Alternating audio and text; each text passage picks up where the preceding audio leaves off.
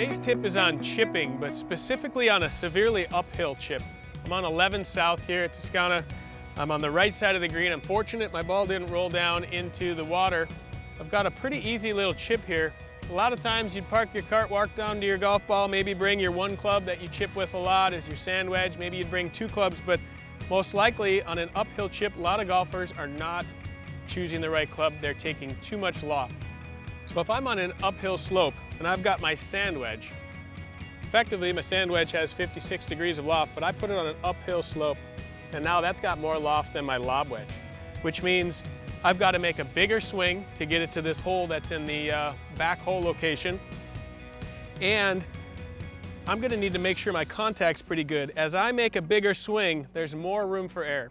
So I'm going to grab my pitching wedge for this chip shot. As I add uphill to that slope, I'm not adding as much loft. So maybe my pitching wedge is same loft as my sand wedge at 56 degrees when we get on this uphill slope.